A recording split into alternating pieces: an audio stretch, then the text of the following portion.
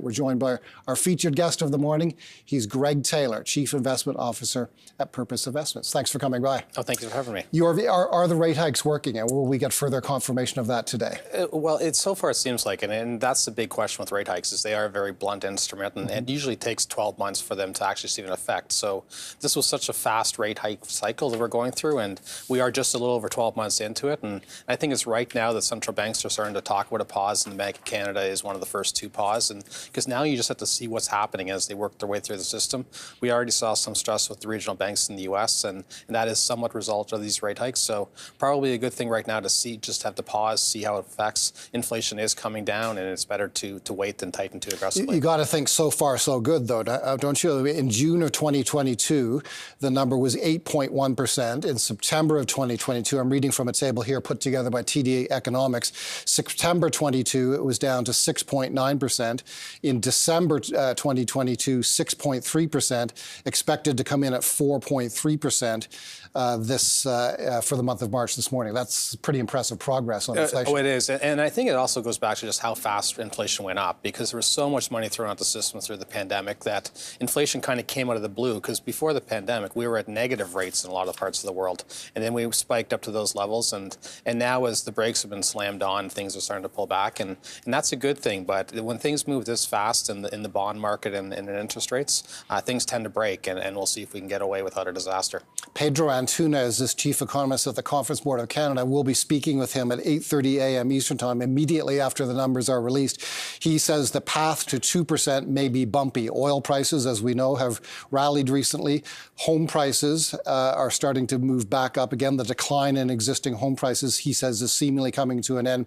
And he says, most concerningly, wages are growing at more than 5%. Would you agree that wage growth is a threat to inflation here? Oh, absolutely. On the service side, for sure. And I think that's the big thing, is that it's probably, if easy is the way to put it, it was easier to get from 5 to 4 than it is from 4 to 2. Right. And I think we've done the easy part of it, and the next part is going to be tough. And really, there's so much cash out there on the sidelines, and still people want to buy stuff, and there's still pent-up demand, and it's hard to get stuff done. Services are still hard to find, and wages are sticky higher. So I think that the task of getting from 4 to the target of 2 is going to be much more difficult than getting from 8 to 4. Okay, let's pivot. Let's talk about Teck Resources. I know copper M&A is one topic that you told us that you'd like to talk about today, and that certainly is the flagship copper M&A story right now. Well, I think it just goes back to the real asset theme, that when you're looking at a time of inflation and a lot of demand, there's a lot of pent-up demand for commodities and stuff. And really in the last few years, there hasn't been a lot of money put towards the commodity sector, and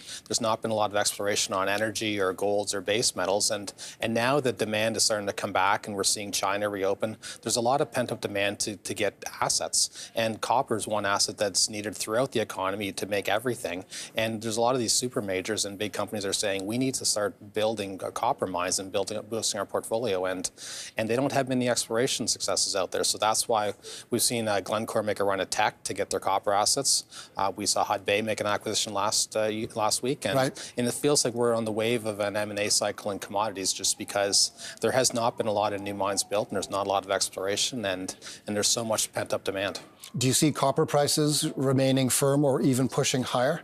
4 has been sort of the upward threshold over the past couple of years. Yeah, there's a lot of people talking about $5 as a target for later this year and higher beyond that. And it's going to be really interesting coming out of this, because everyone's looking at a recession in North America, and that's certainly the fear. And normally when you're going into recession, copper and some of these commodities are going down.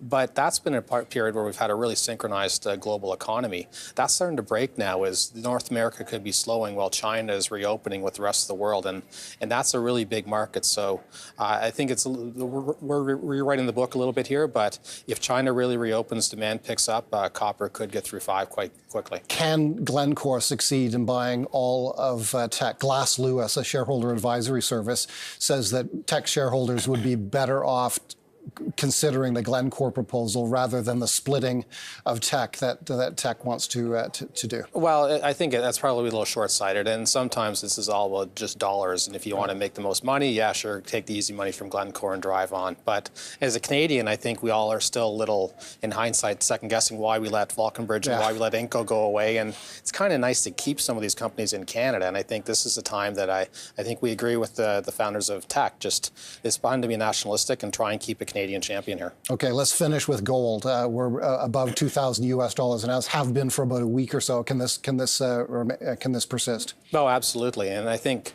gold's been a commodity that has frustrated a lot of people over the last few years because when you talk to gold bugs, most are saying, well, just wait for inflation. When inflation comes, gold's going to work. And we got inflation last year and gold didn't work. And there's a lot of questions about why that happened. A lot of it is because the US dollar was so strong and that muted the price action in gold.